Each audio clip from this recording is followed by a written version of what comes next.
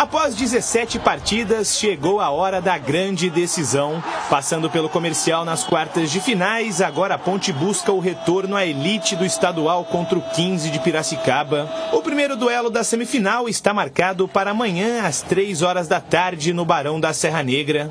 Por ter a melhor campanha da primeira fase, a Macaca vai decidir a classificação dentro do Moisés Lucarelli. Partida que está marcada para o dia 1º de abril às 6h30 da tarde. No retrospecto entre as duas equipes, é a Macaca quem leva a melhor. Em toda a história, a Ponte acumula 26 vitórias, 20 derrotas e 17 empates contra o Inhoquim. Rivalidade que não vem de hoje e que deixa o torcedor com a expectativa ainda mais alta.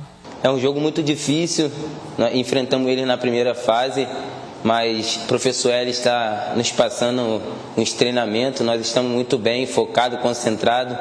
Vamos chegar lá, vamos ditar o ritmo de jogo, vamos conseguir sair vitoriosos.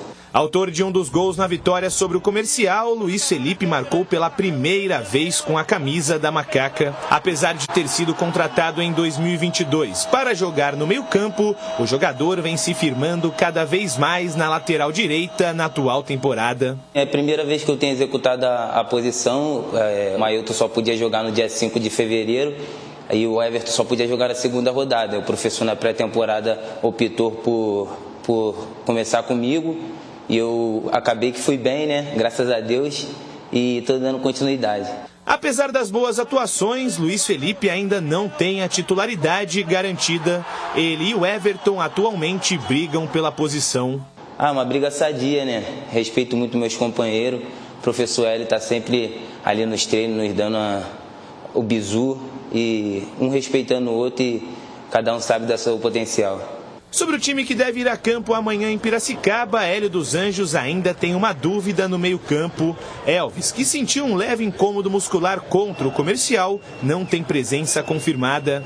Sem nenhuma lesão grave constatada, o camisa 10 passou por algumas avaliações e espera o resultado para saber se vai ou não a campo. Já a situação de Matheus Silva é ainda mais complicada. O zagueiro deixou a última partida com dores e, segundo o próprio técnico Hélio dos Anjos, o zagueiro não deve reunir condições de ir a campo. A notícia boa são os retornos de Pablo Diego e Gé no sistema ofensivo. Livres de suspensão, os dois ficam à disposição do treinador. Com isso, uma provável escalação da Macaca vem com Kaique França no gol, Luiz Felipe, Fábio Sanches, Arthur e Jean Carlos ou Guilherme Souza na defesa, Amaral, Leonaldi, Matheus Jesus e Elvis ou Cássio Gabriel no meio-campo e fechando o ataque, Pablo Diego e Gé. Ponte Preta e 15 de Piracicaba entram em campo neste sábado, 3 horas da tarde, no Barão da Serra Negra. 1.279 ingressos foram liberados pelo 15 de Piracicaba para a Ponte Preta. Os ingressos se esgotaram em 40 minutos. Torcedores da Ponte já compraram todos os ingressos, então não tem mais ingresso para o jogo lá em Piracicaba. Acho que a Ponte não queria pegar o 15 Piracicaba e o 15 Piracicaba também não queria pegar a Ponte. Mas, pelo emparceramento, não teve jeito, né? Acho que a Ponte gostaria de pegar um outro adversário. E o 15 Piracicaba também gostaria de pegar um outro adversário. Mas, pelo emparcelamento, estarão frente a frente lá no estádio Barão da Serra Negra, que vai estar bufando, vazando gente pelo ladrão.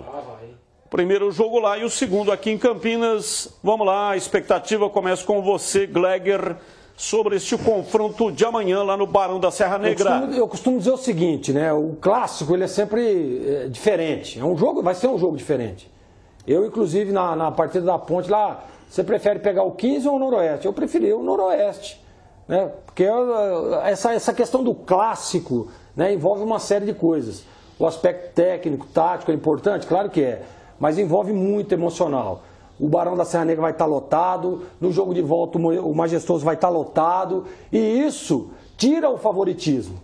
Isso tira o favoritismo. Para mim, a Ponte é favorita, pela campanha que fez, pelo time que tem, pela crescente em que está novamente na competição. Você vê que a partida feita contra o Comercial, meu Deus do céu, o Comercial deu um chute no gol. Então, assim, a Ponte, para mim, é a favorita para o jogo. Mas diante desse cenário, Batista, eu acho que tira um pouco, mas Fica lá no 55, 45. Eu acho que é por aí. Não mais que isso. Mas eu ainda acho que a Ponte passa e consegue o acesso, conquista o acesso e chega à final. Mas a gente sabe que é só a hora que a bola rolar, porque é um jogo muito, mas muito equilibrado. E para você, CH, qual é o seu prognóstico para esse jogo? Muita dificuldade. O 15 ficou muito forte nas últimas rodadas. O 15 está tão forte como a Ponte. E quando você me perguntou, antes de sair o sorteio do confronto, a primeira coisa que eu falei, se fosse a Ponte, pudesse escolher, não escolheria e não jogaria contra o 15. O 15 está num momento de subida muito grande. Evidentemente que na parte teórica, no papel, você comparando o time com o time da Ponte é melhor. Só que nunca foi, historicamente, jogar no Barão de Serra Negra fácil. Nunca foi fácil.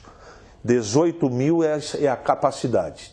Estarão lá 1.279 pontepretanos e 16.200 aproximadamente torcedores do 15. Eu não tenho nenhuma dúvida que o 15 vai vender todos os ingressos, porque a torcida, a cidade está se mobilizando, como aqui em Campinas. A metade de Campinas, torcedora da Ponte, está se mobilizando também. Tanto é que os ingressos, os 1.279, terminaram em 40 minutos. Se tivesse 3 mil, estariam 3 mil em Piracicaba. Então é mobilização dos dois lados. Agora, é muito do jogo, né, Batista? Por exemplo, o que aconteceu em Ribeirão Preto, no jogo de ida, não é? Com 2 expulsos. Um destempero, uma parte emocional descontrolada, muda toda a parte teórica que nós estamos colocando aqui. Então, é o jogo que você é obrigado a falar, nessa circunstância de mata-mata, tudo pode acontecer. A Ponte já jogou lá e venceu, só que agora é um outro campeonato. Eu não posso deixar de considerar a força do 15. Jamais vou fazer isso. Apesar de entender que a Ponte é mais time. Apesar de entender que no banco tem um técnico mais experiente do que o Kleber Gaúcho. Eu não estou falando de qualidade. Então é muito do jogo, de quem vai arbitrar o jogo. Não sei, sabe? Esse jogo aí tem cara... O 15 vai jogar a vida dele nesse primeiro jogo, para tentar administrar na segunda partida. Então não tem facilidade, só que a Ponte tem 2 reforços muito significativos. Muito. Gé e Diego, voltando. Pablo Diego. Então, é jogo pesado. A Ponte tem toda a chance de ganhar o jogo, só que eu também acho que o 15 tem. Não é muro, não. É dificuldade da qualidade do jogo. Pois não, Batista? Não, só lembrando que tem saldo de gols. Sim.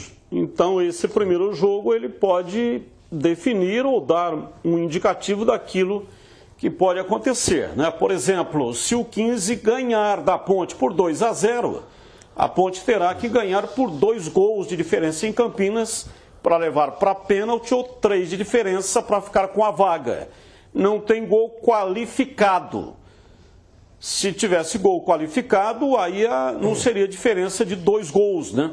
Porque, por exemplo, se a Ponte perder de 2-0, aí só o 2-0 daria pênalti. Não é isso. Não tem o gol qualificado.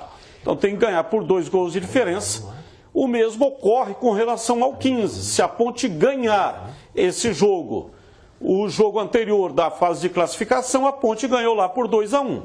Se a Ponte ganhar por 2-1, no jogo da volta, o 15 tem que ganhar por 1-0 ou diferença de 1 gol para levar a decisão para penalidades máximas. Ponte tem história contra a equipe do 15, foi o 15 de Piracicaba quem inaugurou em 1948 o estádio Moisés Lucarelli. Sato fez o primeiro gol da história do estádio Moisés Lucarelli lá em 1948. O 15 ganhou de 3-0 e a Ponte, portanto, tem nesse confronto muita história entre Ponte Preta e 15 de Piracicaba. Não foi o Sato da Aroma das Ervas, não, né? Que fez o gol inaugural do 15. Não, nada a ver, né? É um parente próximo, mas não é ele, não. Não é parente também, não. Não é o Sato avô, não, né? Aliás, um abraço para o Sato, que é parceiro comercial da Rádio Bandeirantes. Sato Antônio avô. Sato é o pai e o Glauco Sato é o filho. Então, o Sato pai Sato e avô. Sato filho. Esse não é o Sato avô ou bisavô, não. Nem né? o bisavô. Esse aí não. Eu não tenho como afirmar esse negócio agora, assim, na lata de bate-pronto. Mas Na eu lata só ele sei pode que igual o o Sato Tigrão. que marcou o Você primeiro tá igual gol. o Tigrão. Na lata do Tigrão, 1 minuto e meio. Isso.